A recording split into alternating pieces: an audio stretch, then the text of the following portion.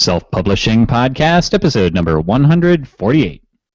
This episode of the Self-Publishing Podcast is brought to you by 99 Designs, the online marketplace that helps you get outstanding book cover designs at an affordable price. Start your custom design today at 99designs.com/SPP. Enjoy a free Power Pack upgrade valued at $99. Welcome to the Self-Publishing Podcast, where if you want something done right, you gotta do it yourself. And now, here are your hosts, the three whitest guys at podcasting, Johnny, Sean, and Dave. Hey everyone, and welcome to the Self-Publishing Podcast, the podcast that follows three full-time authors as we attempt to change the face of indie publishing. Join us and our trailblazing guests as we shove aside boundaries, freely experiment, and occasionally screw up. I'm Johnny B. Truant, and my very attractive co-hosts are Sean Platt and David Wright. I'm saying that because Dave made a comment earlier that writers can get away with being unattractive, and I said, then why is it that all of our men and women at Sterling and Stone are so incredibly attractive? Yeah. I think he said all writers are hideous monsters, was actually what he said. Especially our audience. That was those were his exact words.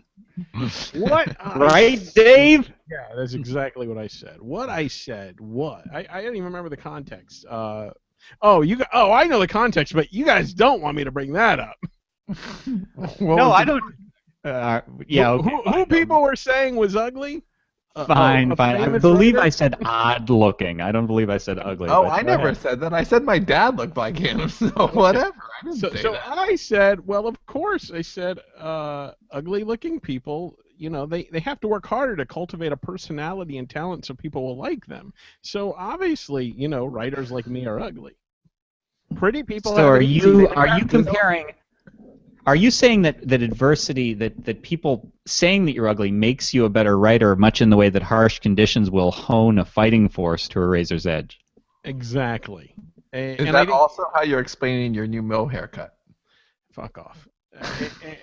While there are attractive artists and writers out there, I think the majority of them are, you know, average or ugly looking. And those that are attractive... They're very likely they've had like a rough life, and they've had some event which helped shape them, so they never had to just skate by on their pretty looks and lack of personality. We've all been there. Come on. Okay, SPP listeners. Monica said that Dave had managed to insult 100% of writers because he's saying that either they're ugly or they're bad at their craft.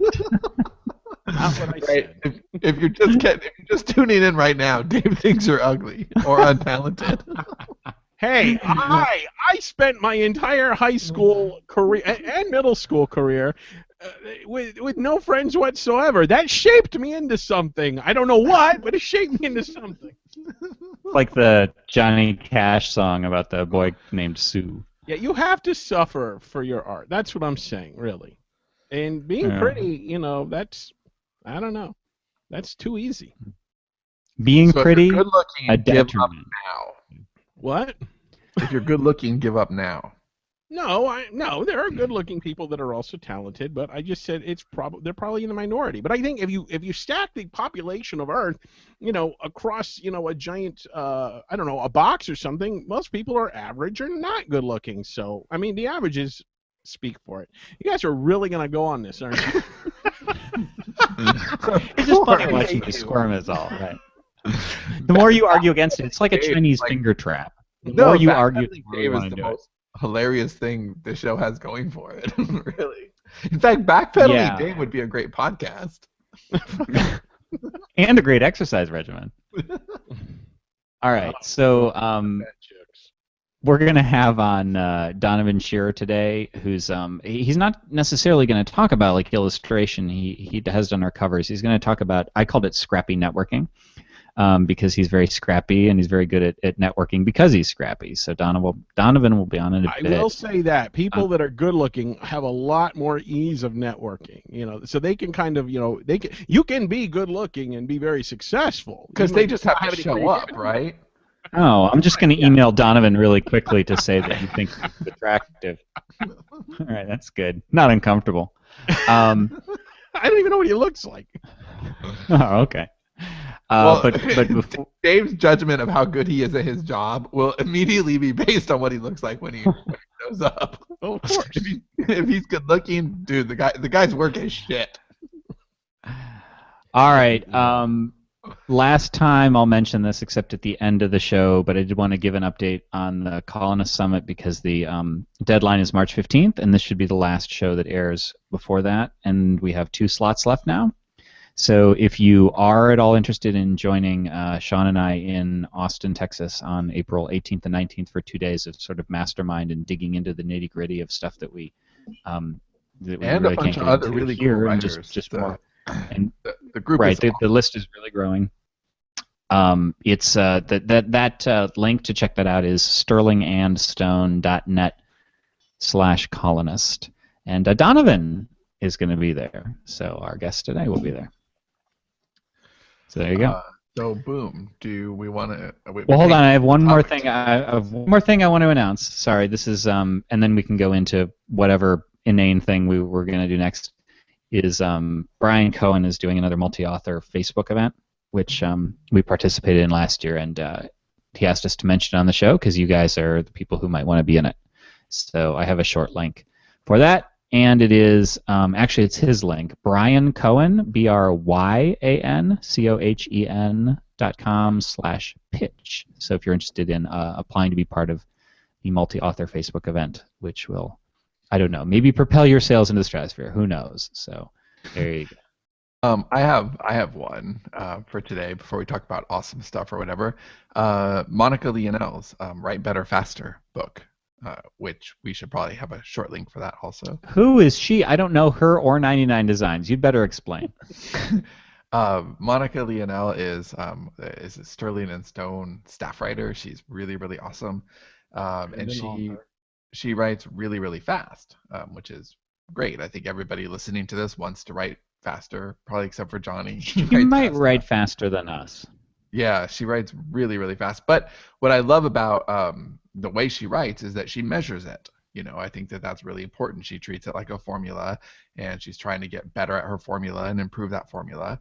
And so she just wrote a book called Write Better Faster, How to Triple Your Writing Speed and Write More Every Day, which is a very good title. So anyway, we should put a short link in the show notes. But it's 99 cents, and I haven't read it yet, so I'll have more to say on it next week. I'm going to try to read it before then. But I know that Monica writes well, and she writes fast. So if she's writing 3,500 words an hour, that's kind of insane. So it's one of those things. Don't expect that you're going to buy it and you're going to start writing 3,500 words an hour. But if you're writing 500 now, you may get up to 600 or 700. Or if you're doing 1,200, you may hit 1,500. It's just those little incremental. Or if you're at 1,500, you might hit 1,700. Yes. So it's thank you, Dave. That's good. It's those little incremental tweaks, and I believe that's why I read a lot of craft books and systems books and things like that, because I'm always looking for the little things that just make what we do that much better. So anyway, that's that. So there was a ton of really cool stuff that happened this week, but I don't know how much of it we want to talk about, that we should talk about. I don't know. I guess here's one thing I can update. So we were talking about the Beyonce launch of Invasion, and 2 interesting things on Amazon specifically. Now there were some very, very cool things on other platforms. For instance, on Apple we actually hit #1 in science fiction, which was great. Topping The Martian for all of a few hours, but that felt good. Take that, Martian! Right. We ate your lunch for an afternoon. We ate their lunch literally for lunchtime, and then that was it. Then we were done. We went back to business.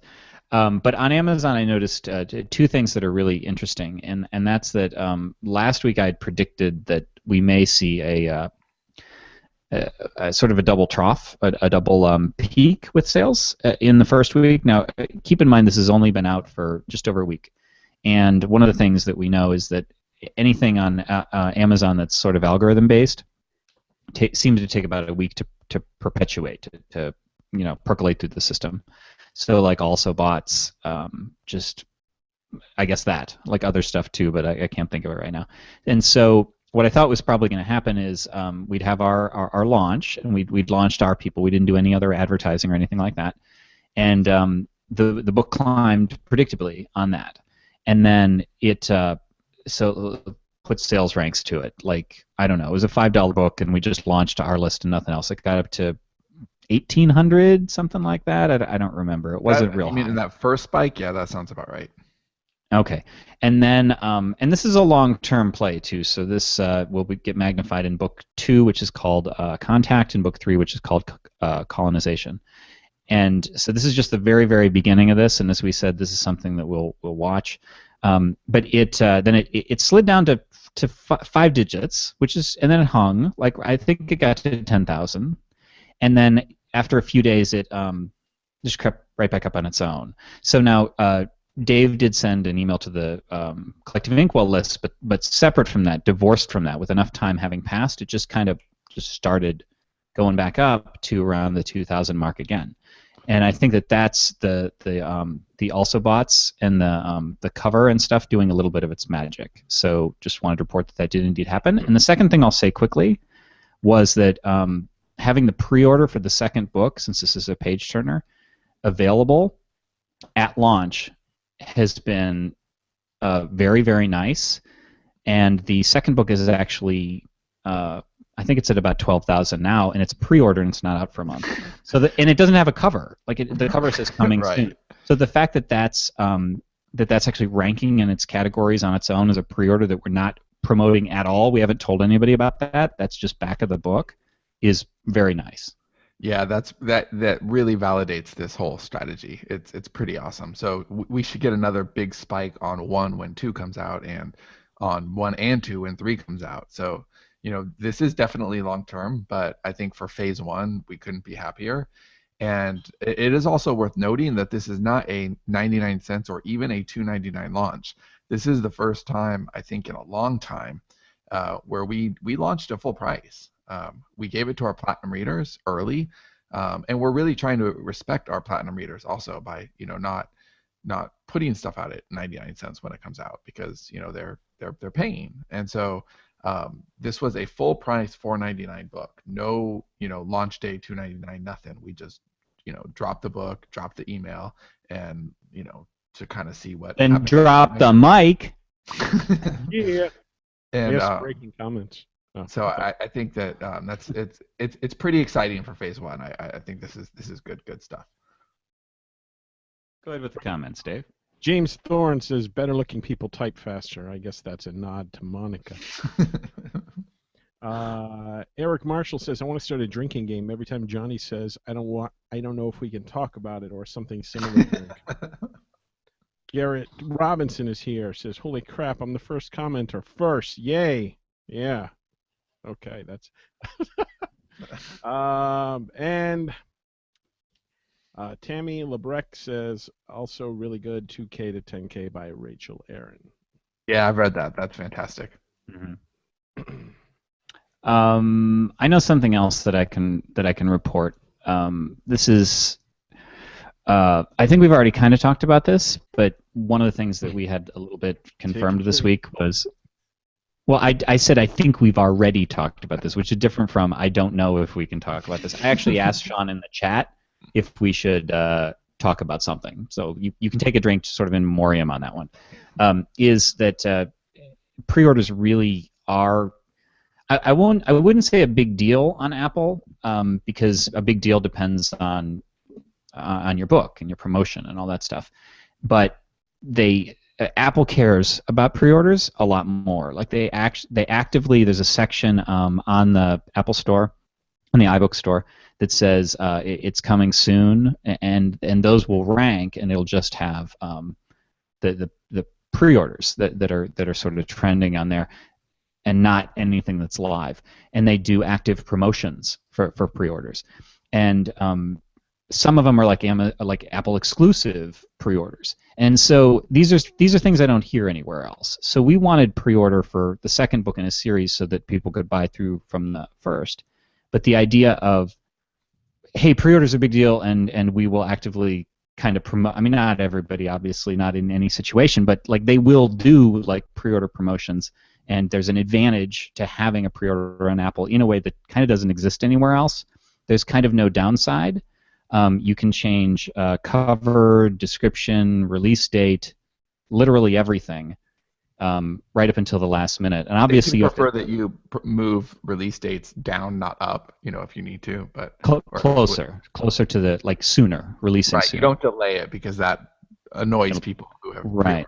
And the reason for all of this is that your title can rank along the way. So like the one I just mentioned on Amazon, it's ranking right now. That can happen on Apple. But then it's kind of like you get a double punch because on release day, it's like you got all those sales at once. And so you can do it up to a year in advance on Apple. And some people do that for they have 7 books coming out this year and they just put them all up.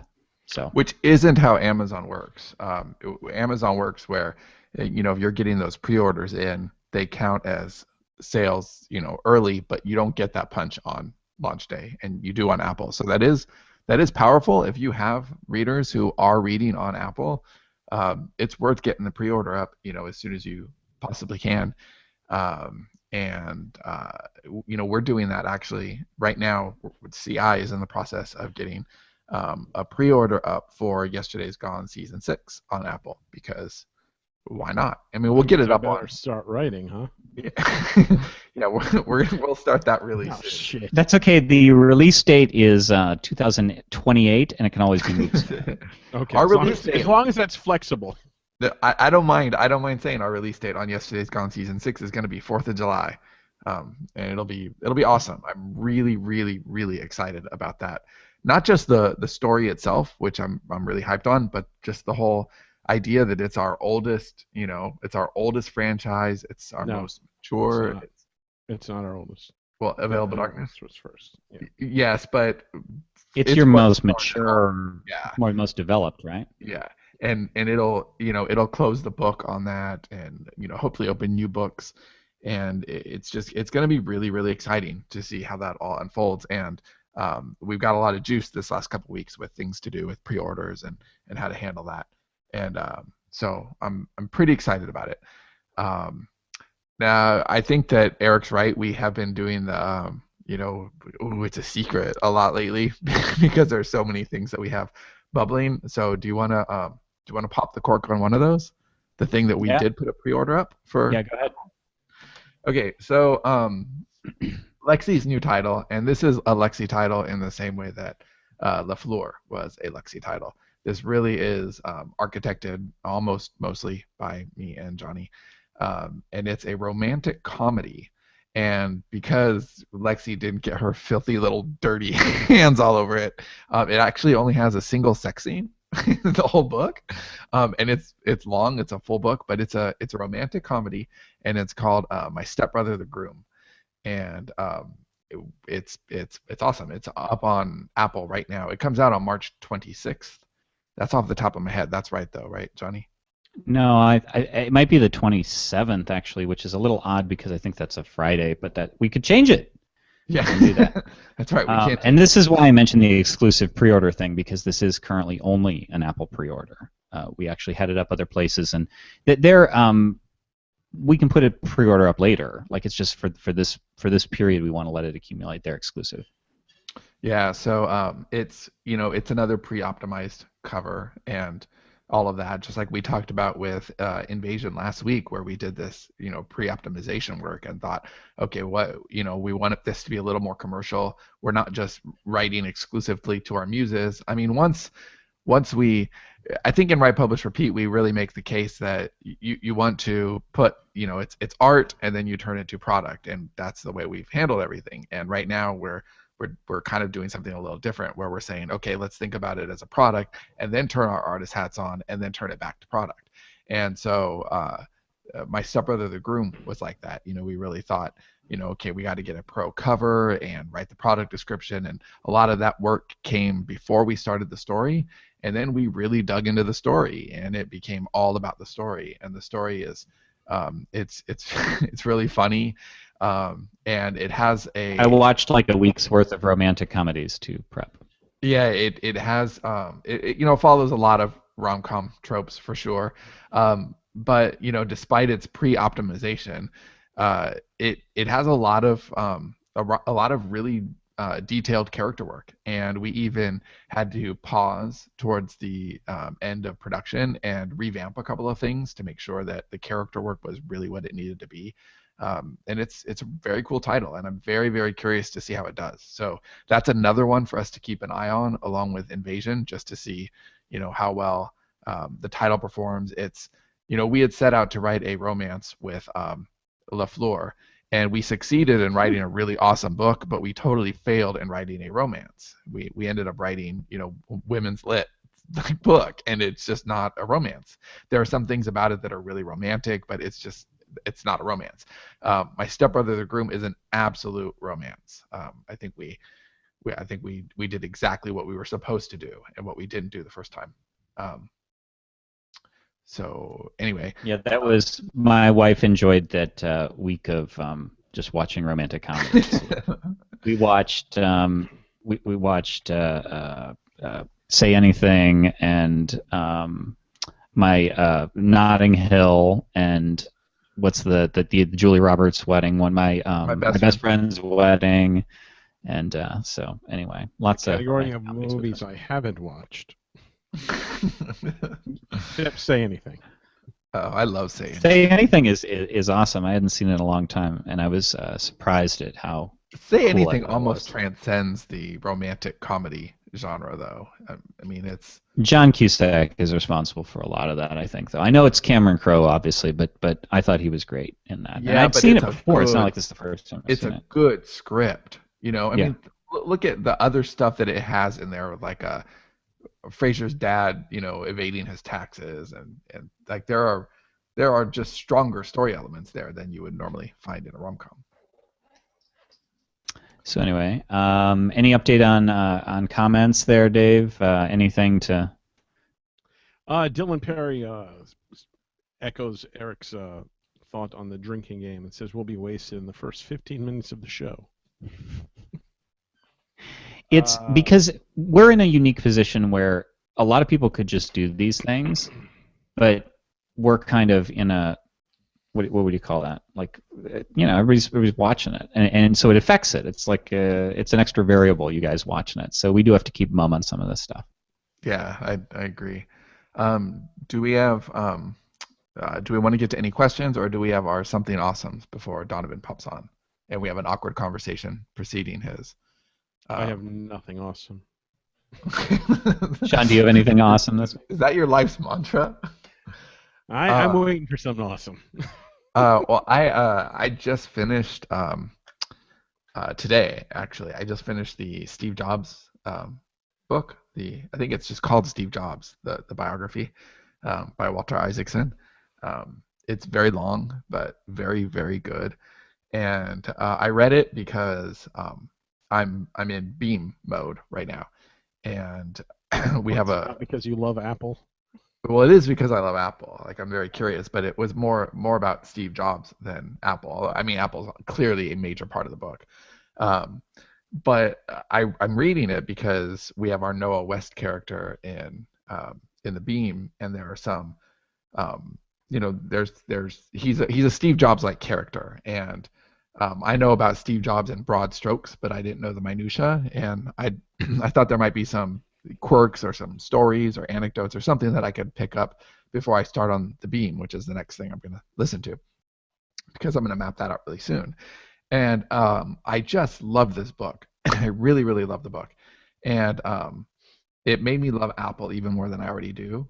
And it made me laugh. Like, I kept imagining Dave as I read it, which happens more often than I'd care to admit. Especially when you're reading erotica. When I'm reading. He imagines Dave when he's doing all sorts of things. It's true. I rub myself and think of Dave constantly. Isolate that.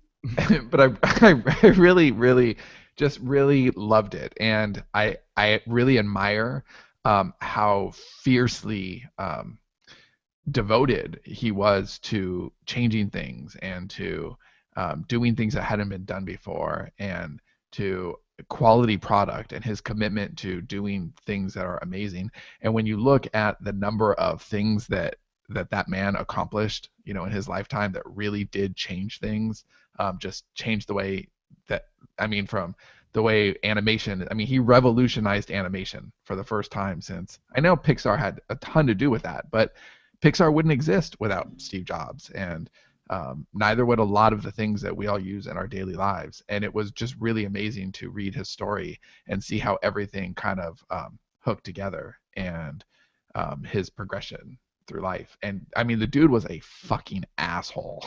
Like, I could not imagine. That's on his tombstone, I think. I had no idea what a dick he was until I read the book. Wow. But really, like, that doesn't take anything away from his accomplishment. Next week on the show, Steve Jobs guest. Ghost. Oh man, I fucked it up. But Guest on. I really, really, really, I just could not have loved reading about the intersection of technology and art and any more than I did. So anyway, that would be my awesome thing for the week.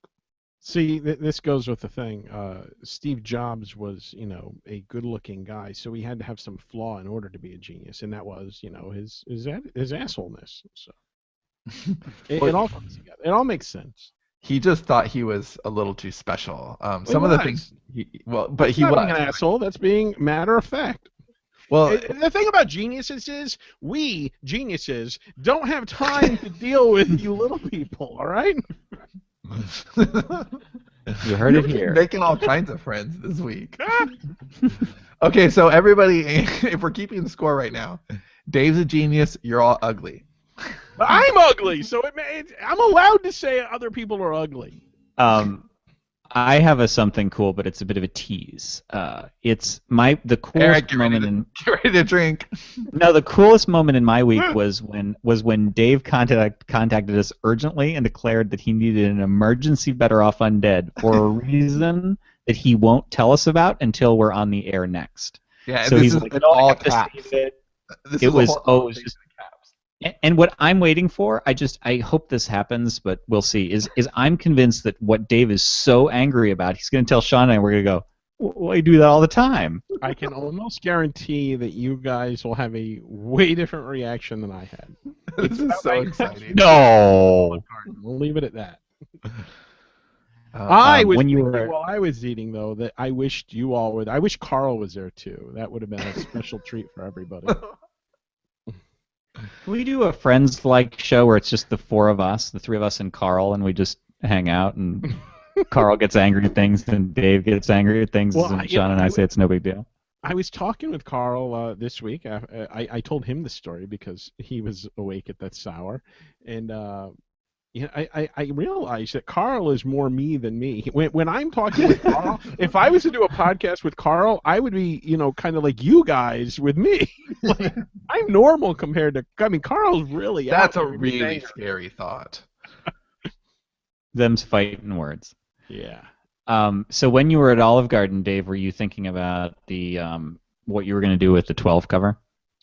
Yes, I was. That's all I was thinking about.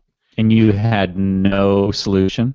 No solution. If only there were somewhere where we could go for book cover designs, but alas, there is no place to go. Well, on a separate, unrelated topic, how is that cover design contest going for that book that you have going on 99 Designs? Well, we're having an interesting cover design. I put this is the first day of the cover design contest for 12. 12 is a book that we've been writing forever.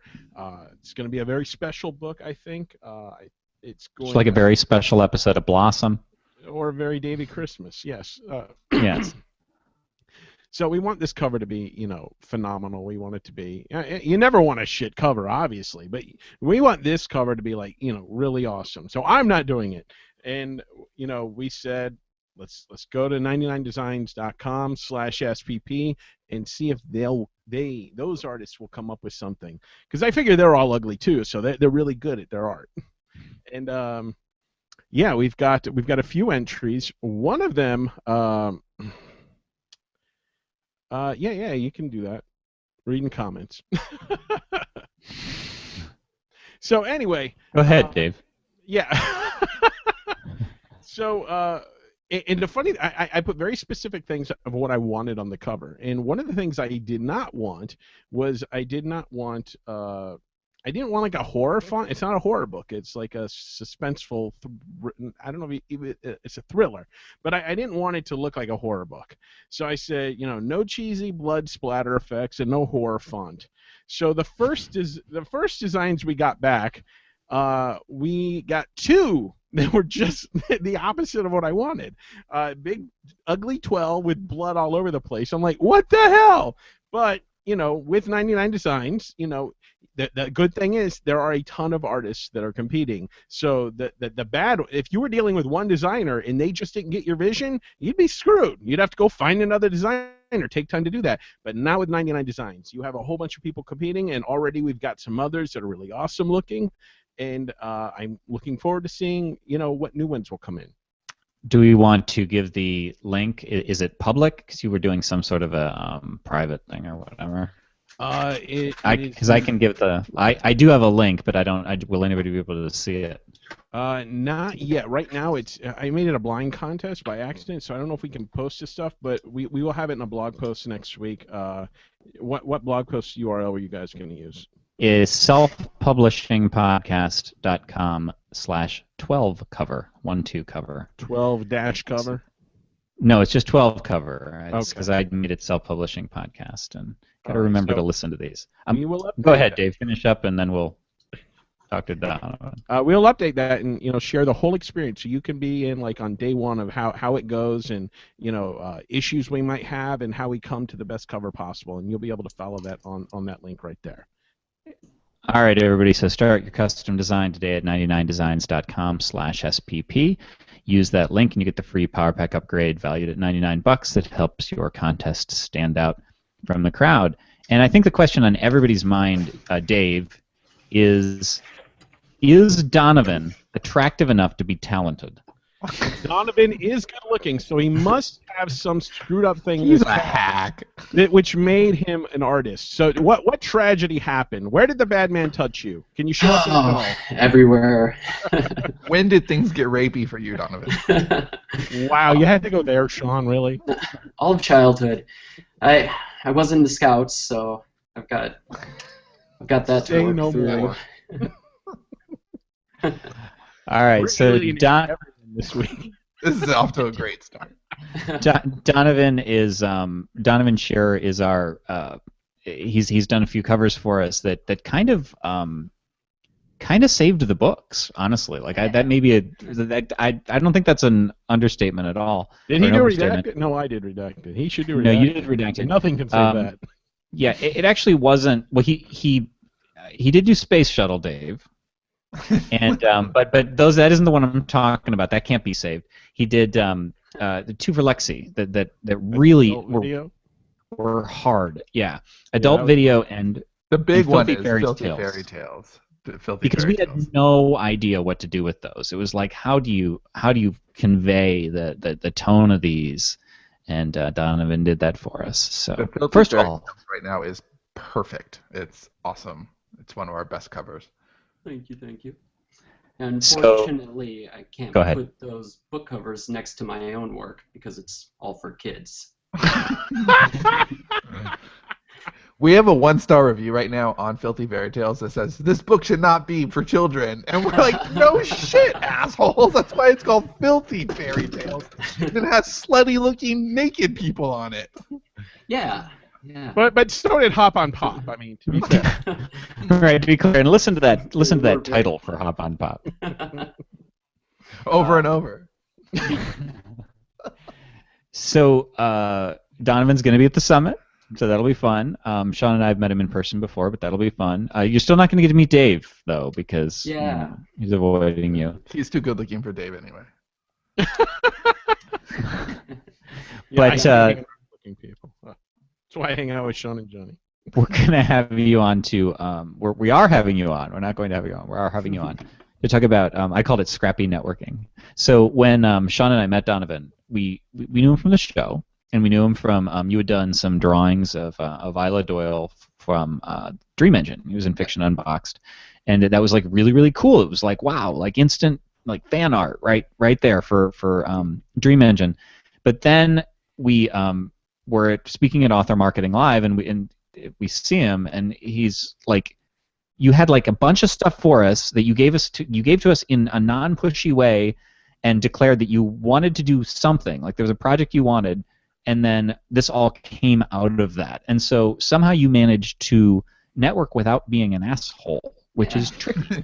It was. And you're at all the conferences and all the cons and for comics and stuff.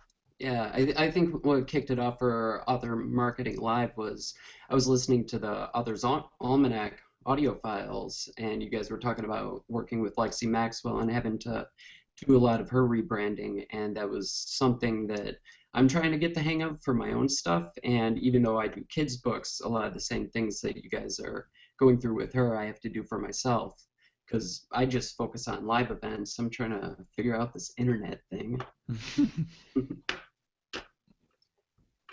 I have to ask, do you have a Cintiq? No, I do.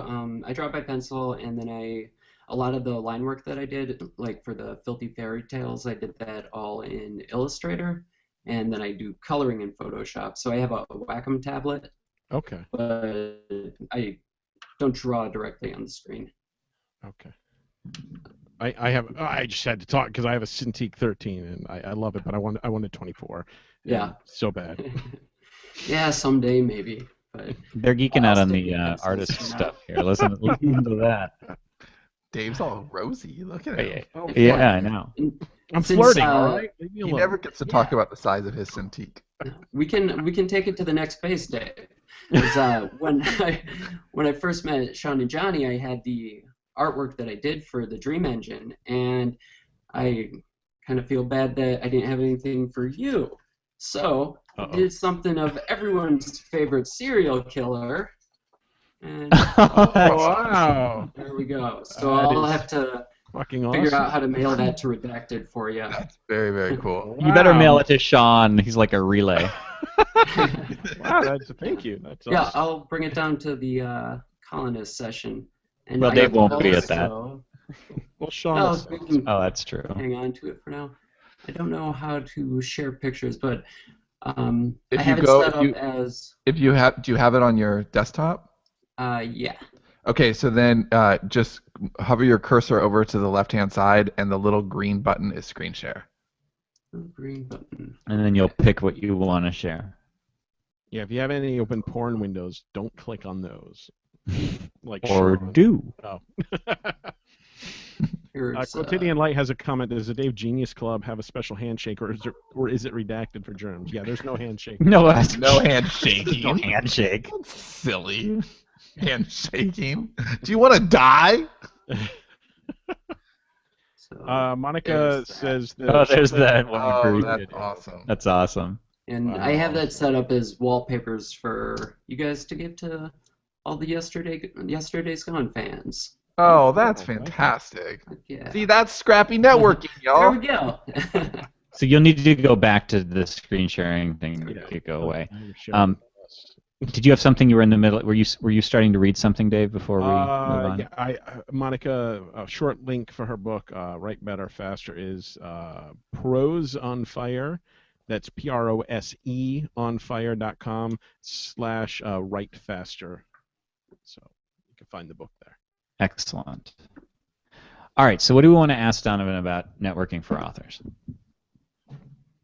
Well, I think we want to talk about the events, right? Because you kind of are ninja at these events. You go to a lot of them, and I don't think that there's in-person things for authors are hard because they take a lot of time, they take a lot of money, and you do have to talk to people. I know, it's terrible.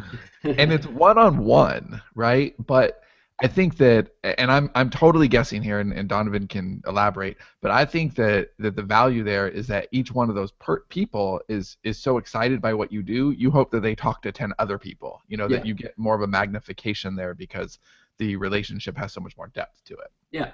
I just want to butt in and say I did a comic book signing once because I used to do a comic strip, and I hated about 40% of the people that came up to me. Oh. Well, that's a good ratio for you, isn't it? Isn't that way better than normal? Are you typically at 83.9? Yeah, I guess. Yeah, doing the comic conventions and everything, it's a lot like working at a retail job. So that can, I mean, if you can deal with that, then That doesn't sound like an endorsement, Donovan. no, but it's cool. You get to show people the books and everything, and then you can get feedback right away from them, with them flipping through it and everything. It helps with mine because they are illustrated. There's about 10% of the page count. I do that number of pictures. So like 400-page book has 40 illustrations in it. So they're flipping through. They have something to catch their eye. So that helps make it a easier sale than what I found with online stuff. So Do most of the people at an event know you before they get there, or is that how they discover you? So is it a discoverability tool? it's discoverability for sure. Yeah, there you do get a lot of repeat people, because if you're doing big comic conventions in the same city over and over, you're going to get a lot of the same people coming through. But that's repeat business if they've already picked up your first couple books and then you put out a new one. But then you meet a whole lot of new people, because you're not going to talk to everybody that's there at a big show with like 30,000 people coming through. You'll talk to maybe around like 400 or so. Oh God. It's quick conversations. A lot of times it's just, hey, I got something free, hand them a bookmark. And Yeah, but then that may as well be a 9-hour conversation for Dave. yeah. This really is ideally suited for somebody who their work is more visual. Whether it's they have a gorgeous print book, or there's some reason where they can communicate the value or intrigue of what they're doing better in person than online. Yeah, it's I like to equate the table setup that you do with your book cover. It's a lot of the same lessons. You want people to look at your table when they're walking by and be like, oh, that's clearly science fiction, or this guy's got a bunch of gears on stuff. It must be steampunk. So they know right away what they're getting into before they come up. So even if if your books aren't illustrated or anything like that, they still know the genre and they know that it's something that they're into. What's the networking like with other artists that you find? Do you know a lot more people because of this? There's a bit. It's not too much.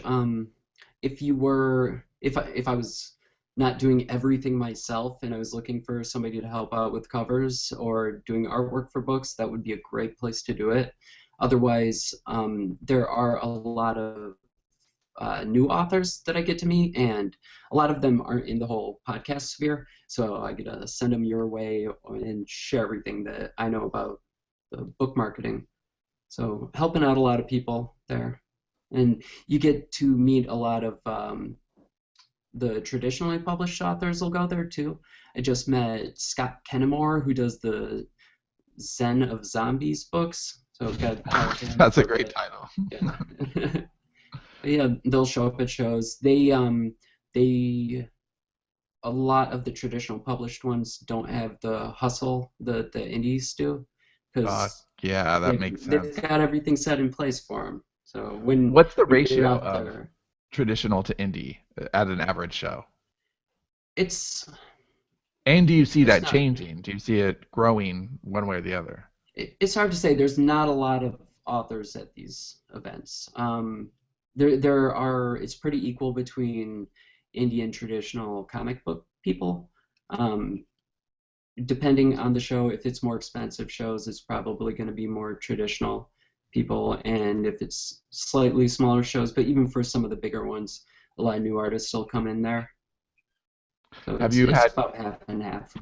Have you done shows where you just thought, okay, this is a total bust, I totally shouldn't have done this? Yeah. And have you had shows which are like, wow, this was awesome, I really feel like my career's on fire right now?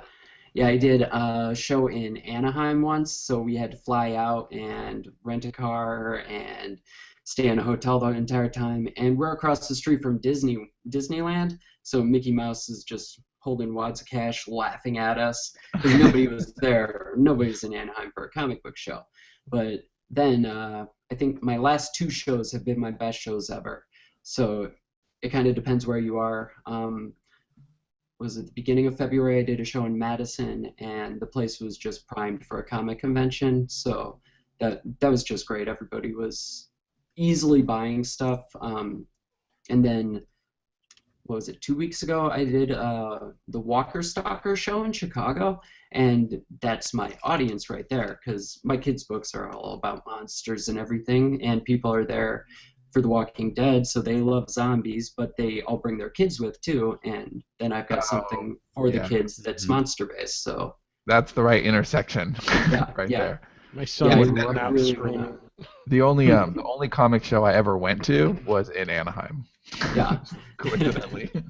Yeah, maybe they'll get better someday. But some shows, the first time around, like that one, they don't do that well. We had some friends to visit in LA, though, and we were stalking Kevin Smith and went and watched Hollywood Babylon, so it was worth the trip. Did you get to meet Kevin Smith? Or No, he wasn't on the show that day, so we got to see Ralph Garman and John Lovitz, so that was pretty cool. I like Ralph Garman. He makes me laugh. And John Lovitz. What is the Scrappy component here? Because that's what I think we want to try and suss out. Because I mean, I've been, like I've talked to a lot of people at live events, and some people you sort of jibe with, and some people you don't. And I think that your approach, where you had all sorts of stuff for us, like on one level that's very generous and cool, but it can also totally be the sort of thing where you're like, leave me alone. It's like too much. And so meanwhile, you whatever it was you did, like whatever your approach was, it got you gigs with us. And now you're going to the summit, and so that was the start of a relationship, rather than it sucking basically. Yeah. I think part of the Scrappy part is I kind of attempt everything. Like with the shows that I do, I probably do. I think I did the math, and this year I have 35 days of shows, so I get to. Oh, that's a lot. Everything. Yeah.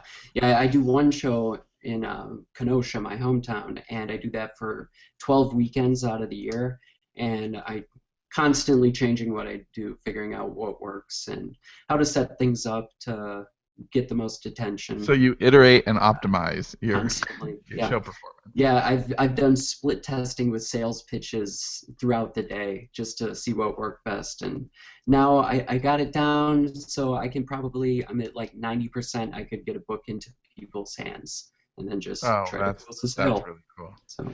Well, I'll tell you from my end what it was that, like, immediately, I think was this when we left, Johnny? So talking to Donovan was like maybe 10 minutes before we were on our way out and done for the day, right? Does that sound about right? Pretty much, yeah. Because I feel like we talked to you, and then 10 minutes later we were talking about you.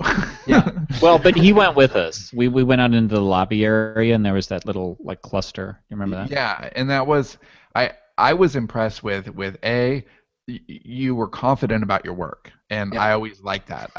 I like it so much more when somebody is like, here's who I am and this is what I'm good at. And that was awesome, because you came right up, and it was Filthy Fairy Tales, which you did end up doing for us. You said, I could do your Filthy Fairy Tales cover and it'll be awesome. Yeah, and I think I busted out the iPad and showed you some of my portfolio work on there. Yes, and you weren't Cruella de Vil with the Ewoks picture. Yes, you were not shy, but you also were not pushy. Yeah. And I think that's a very hard line to walk for a lot of people, and you balanced it perfectly. So I really liked that. That was enough to start talking. But then within a few minutes, I'm thinking, wow, this guy is really smart, and he's got a lot of big ideas and ambition. And I clearly vibe on that. I really like big ideas, and I really like you had so many ideas that they weren't fitting into your sentences, and I thought that was really exciting. It was cool. Yeah, I knew we'd bond with something like that. Right. So I think that when you're and probably here is the key takeaway too. You knew your audience, and you guys can see this right now just in the few minutes Donovan's been on the show, right? When he met us. He had pictures of Isla, which he did even away from us in the Fiction Unboxed forums. He was showing those pictures of Isla, which is a very, very intelligent way of showing everybody who you are and kind of raising your hand and saying, hey, everyone pay attention to me because I'm the only one drawing pictures of Isla right now. And they were very catchy, and it was a very exciting time because the story was only a few days old. In fact, if I'm not mistaken, the picture you drew was based on the opening chapter, so it was like right away, and it was a way of saying, look, this is what I'm bringing to the table that's interesting. I'm an artist. And when you came on the show today, you had a picture of Mauricio. Like, it was an immediate way of you know your audience. And I think that if you're Scrappy networking, you want to know how to kind of get that door open and then keep it open. And I think that you really nailed that from your initial presentation, and then the conversation was just very natural and engaging after that. Yeah.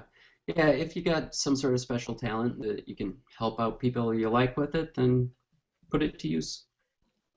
I think that what makes, and this is hard to put a finger on it, is there's two ways that you can do what Sean just described when you're networking, and one is manipulative, and the other is not. And I don't know how to put a finer point on it than that, but people can tell when they're being worked. When it's something like, oh, I have a strategic aim, and I'm gonna do this very specific thing, and I don't know what if that you difference think is. The word strategic aim, you're on the wrong track. Right. Literally. Yeah. Don't go in with expectations. Just throw it out there, and something sticks, it sticks. And you're also going to look at what's in it for the other person. And I think that anybody who's because honestly, I don't even like using the word networking.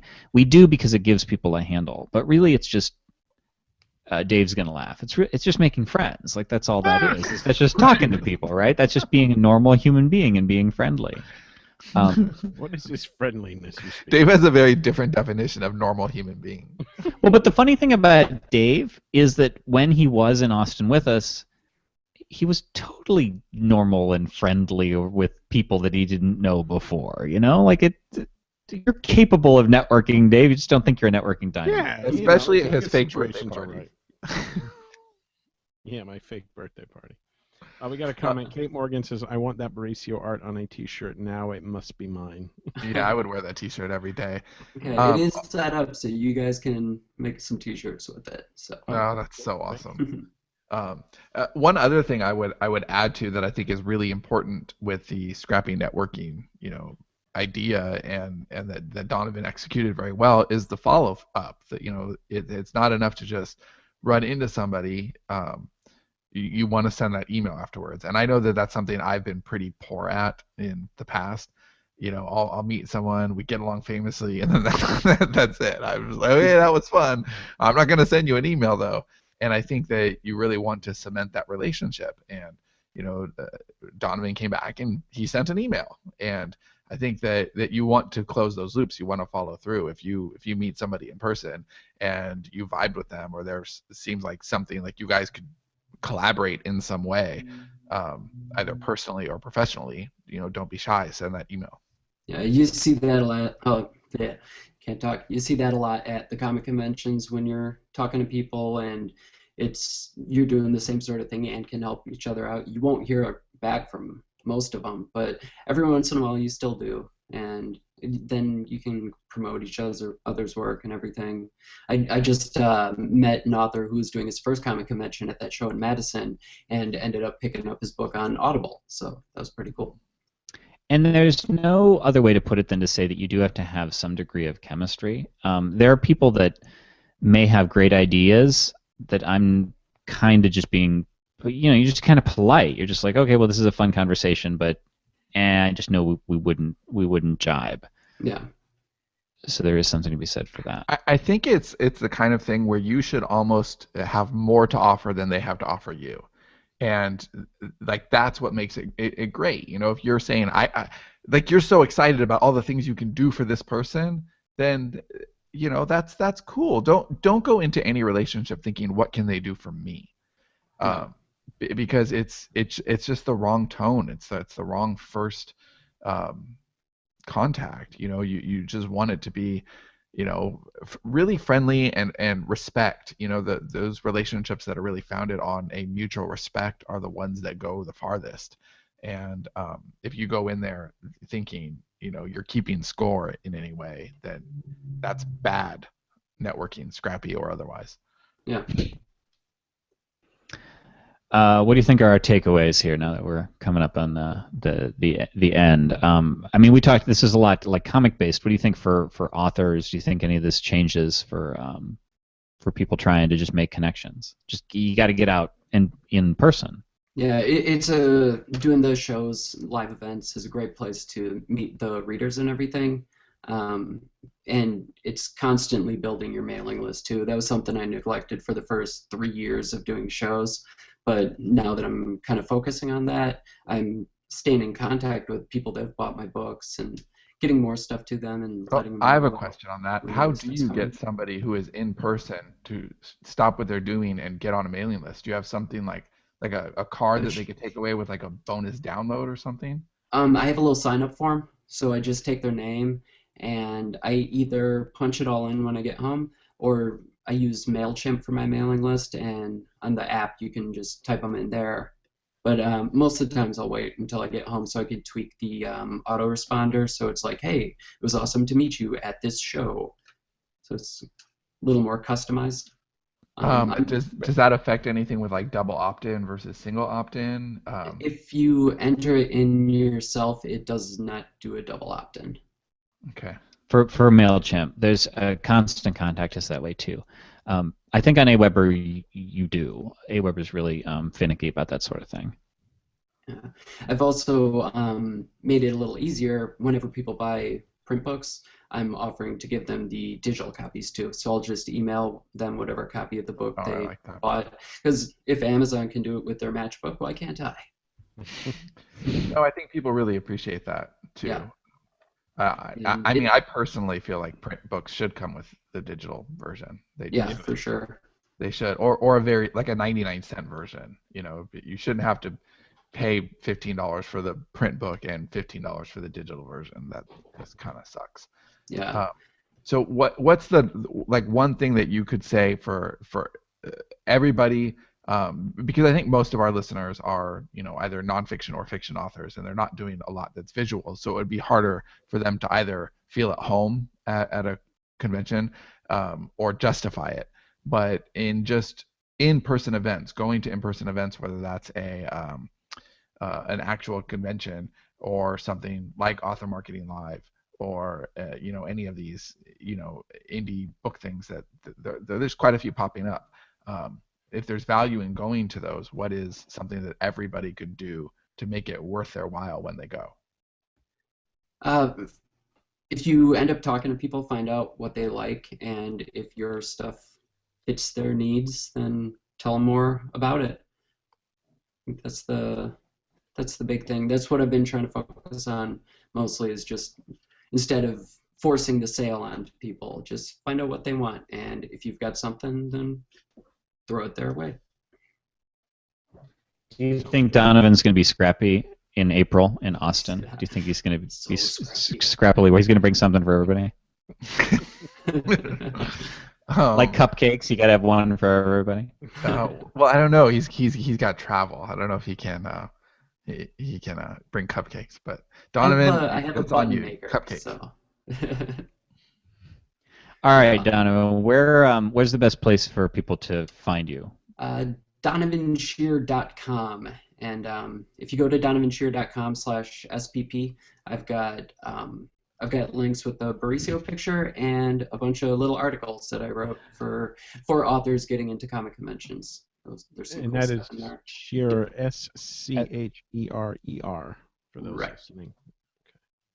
Yes, and I would just like to add that things like creating a /SPP link are exactly the sorts of things that you should be thinking of if you're going to network effectively. Like, that's not that this is networking, but it's just like that's just smart, dude. That's smart. It's really smart relationship building. Maybe that's it better than craft or scrappy networking. It's just smart relationship building.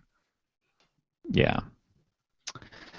All right, dude. Well, thank you for coming on. You can find Donovan at Donovan, DONOVAN, Scherer, SCHERER.com, and go to the /SPP link to get the what would Mauricio do download, which is really, I did not see that coming. That's really That really was so awesome. Yeah. And thanks for Scrappy being on the networking show. there, Donovan. Yeah. Scrappy Networking, thanks for being on this show. It's been great having you. For everybody else, I just thought that the Beam Episode 1 audio free on Audible is that's running out. So if you want to get Beam Episode 1 for free on Audible, do that now. And the other thing is the Colonist Session, the Colonist Summit, which Donovan will be at in Austin, Texas. Last call, there are 2 slots left. sterlingandstone.net/colonist. And everybody, we'll see you next week.